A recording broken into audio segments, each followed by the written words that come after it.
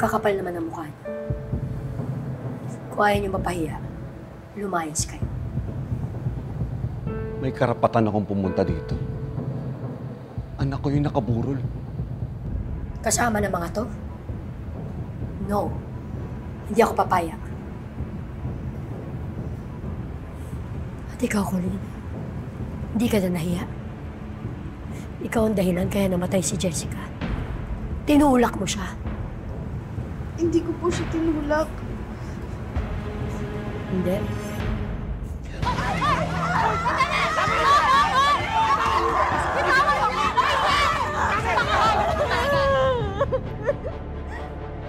Sabihin mo ngayon sa kanya. Sabihin mo ngayon sa harapan ng kabaong ng anak ko na wala kang kinalaman sa pagkamatay niya. Sabihin mo!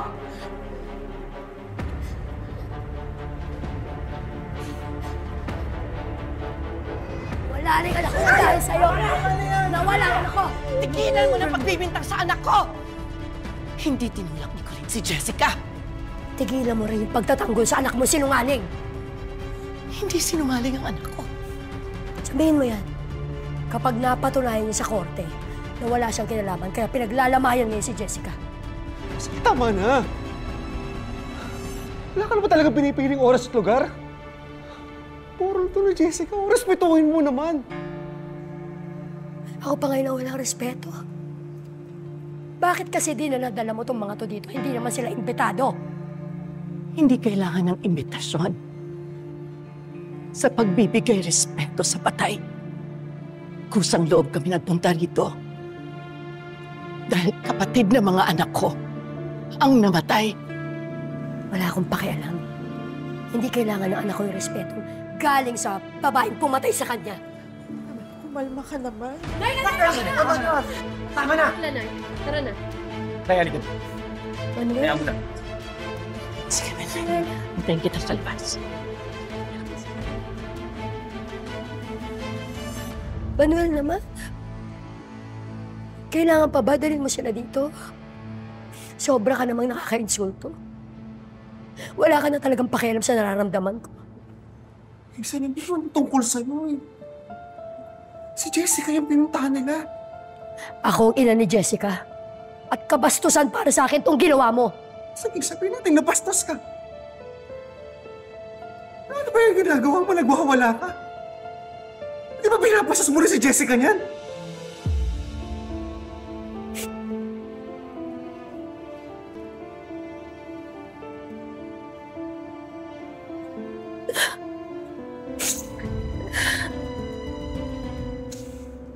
I'm sorry, anak. I'm sorry. Manuel, wala na anak natin. Wala na si Jessica. Wala na siya. Paano na ako?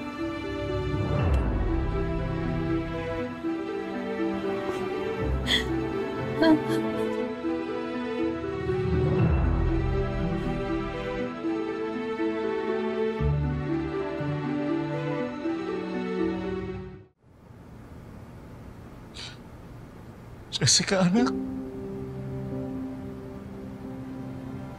Naalala mo ba yung sinabi mo sa akin? Dad, just hold me. Huwag niyo po ko bibitawan. Gusto lang naman pala maglambing ng bunso ko eh. Dad, huwag niyo po ko iiwan na. Don't leave me. Bakit ka nag-iwan? Anak, bakit mo naman ako iniwan? Hindi mo ba alam ikaw yung nagtulak sa akin para mabuhay ako? Anak, ikaw yung lakas ko eh. Nung nasa Saudi tayo, nung nasa Canada tayo, anak, ikaw lahat yun. Ikaw lang lahat yun, Jessica. Bakit mo naman ako iniwan, anak? Bakit?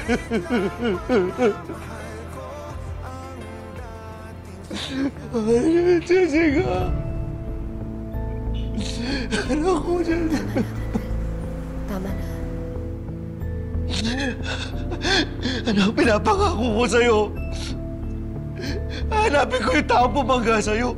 Pananagutin ko yung tarantadong pumatay sa'yo! Manuel, si Colleen.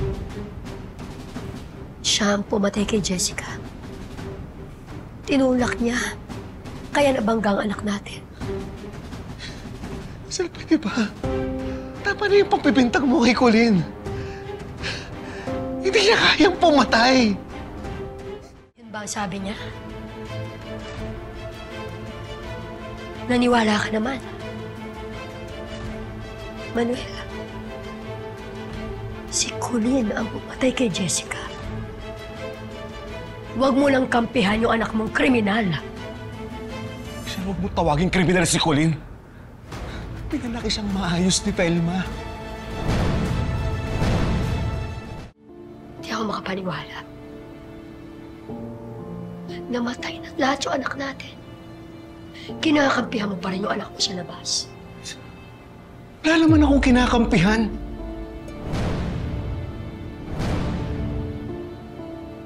Walang kinakampihan. Pero kung makapagsalita ka, bakit? Gaano mo na ba katagal nakakasama yung Colleen na yan para maniwala kang inosente siya? Sapat na panahon para malaman ko na mabuti siyang tao. Mabuti siyang anak. Hindi kayang pumatay ni Colleen. Bakit ikaw? Sigurado ka pa na guilty siya? Oo. May motibo siya. Naiingkit siya kay Jessica. Magkaaway sila. Eh, sir, hindi sapat na motibo yung away bata. Hindi kayang pumatay ni Colleen. Away bata? Away bata? Nasa kabaong ngayon ang anak ko, away bata. Hindi na nga minor de edad yung anak mo. Manuel, Hazel, pwede ba ceasefire muna? Nasa harap kayo ng anak niyo. Ang daming tao, hindi ba kayo nahihiya? Hindi eh. Nakakabastos na to si Manuel eh. Hindi na niya respeto si Jessica. Talaga harap-harapan, pinagtatanggol niya yung anak niya sa labas na pumatay sa anak namin. Hindi nga si Colleen ang pumatay kay Jessica. Patutunayan ko, Manuel. Pahanap ako ng ebidensya laban sa kanya. Hazel, ano pa? Tama na. Tumigil ka na muna. Wala kang mahanap na ebidensya dahil inosente si Colleen. Hindi ka talaga titigil na ipagtanggol yung anak mong kriminal? Hindi, Hazel. Dahil alam ko, sigurado ako. Inosente si Colleen. Huwag na huwag mo siyang tatawaging utak kriminal. Dahil hindi siya katulad mo! Ayok ka. Ay! Umalis ka na! Mrs. Gould, tama na, tama na! Kayo na bahala kayo, Mrs. Gould! Ako na bahala dito! Umalis ka! Ano ba naman? Paawat ka naman! Ayok. Kamat.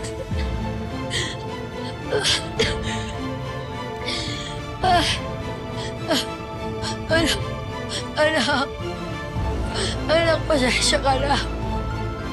Pasensya ka na, anak. Pasensya ka na. Pasensya ka na. Sorry, anak.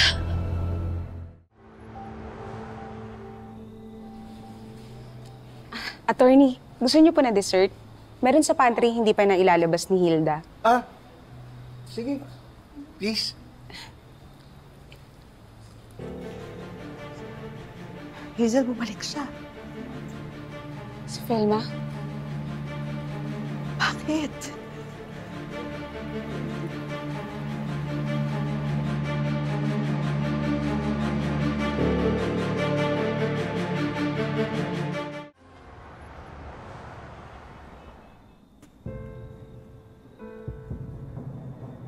Ano pang ginagawa mo dito? Di ba pinalayas ko na kayo kanina? Hindi pa ba malinaw sa'yo na hindi ka welcome dito? Hazel, ipapakiusap ko lang sa'yo si Manuel. Hayaan mo siyang pumunta sa libing ni Jessica. Bigyan mo siya ng pagkakataon. Magpaalam sa anak ninyo. No. Pinili niya anak niya sa labas. Wala na siyang karapatan sa anak ko.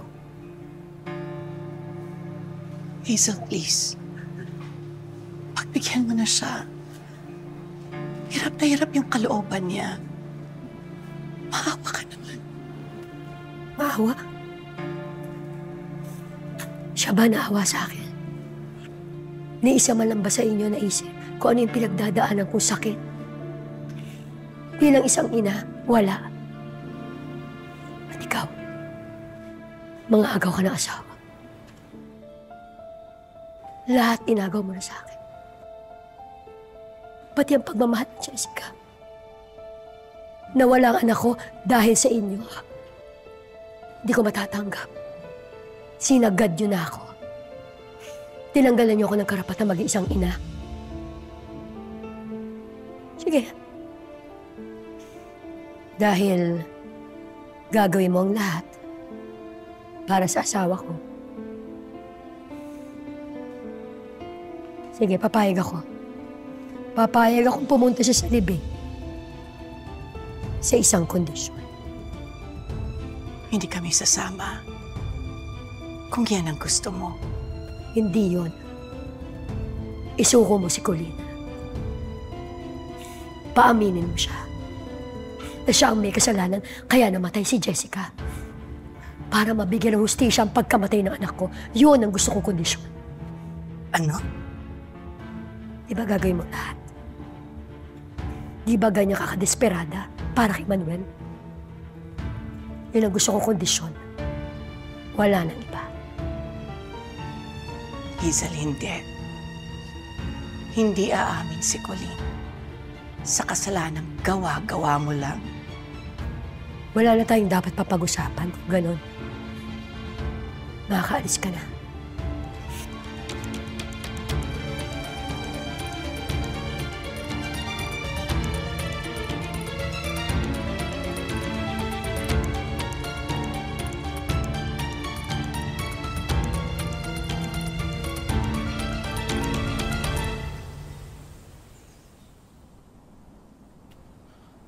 May balita na kayo sa nangyari kay Jessica?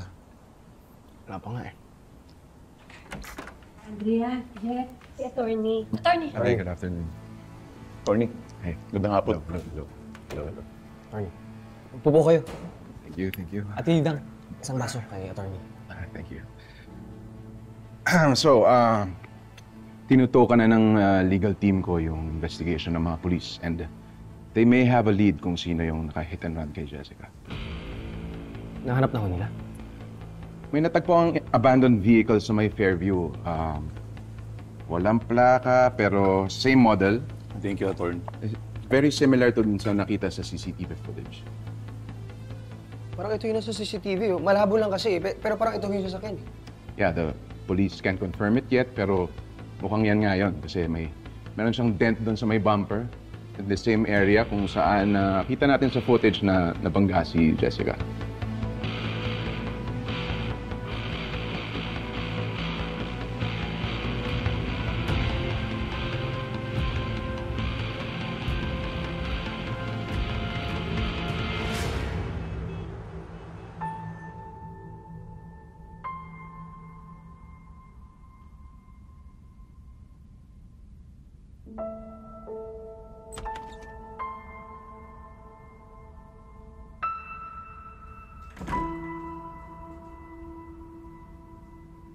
Buti gising ka na.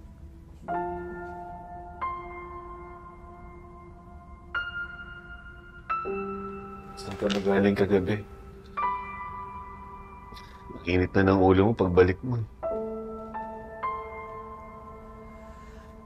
Nakasalubong ko si Doc Richard. Sabi niya, consistent daw yung progress mo. Okay din daw yung lab results. Kapag stable ka pa, hanggang bukas, pwede ka nang i-discharge. Bakit ba hindi mo sinagot yung tanong ko? Saan ka ba galing kagabi?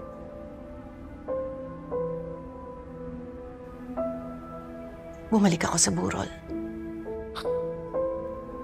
Pinakiusapan ko si Hazel.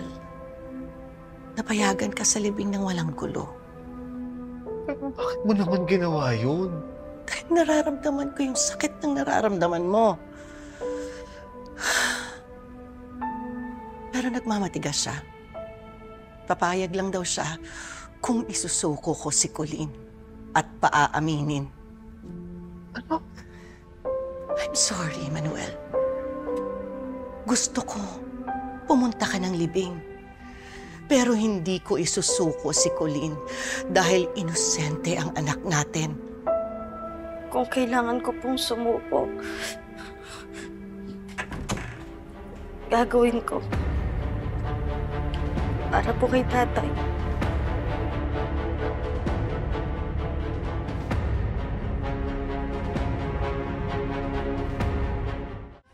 Colleen, anak. Anak. Anak, bakit mo naman gagawin yun? Ha? Wala ka namang kasalanan eh. Gusto ko pong makasama ni tatay si Jessica for the last time, Nay. Hindi, Colleen. Manuel, I'm sorry. Gusto kong pumunta ka sa libing. Pero hindi ako papayag sa gustong mangyari ni Hazel. Anak, halika nga dito.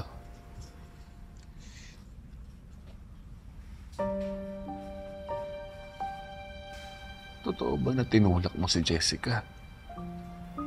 Ay, hindi po. May away po kami ni Jessica pero hindi ko po siya tinulak. Eh naman pala eh. Bakit ka susuko? Para lang sa akin?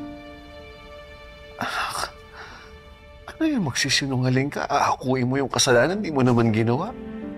Para ano? Para lang makapunta ako sa burol ng kapatid mo? Ay, gusto ko lang po kayo maging masaya. Anak, alam ko naman yun. Pero hindi tama na isakripisyo mo yung sarili mo para sa taong mahal mo. Tay, huwag po kayong magagalit sa akin. Kasi hindi ko po nailigtas si Jessica. Tay, sorry. Sorry po kasi hindi kayo makakapunta sa libing ng kapatid ko dahil sa akin. Sorry, Tay, sorry. Tay, sorry. Sorry, you.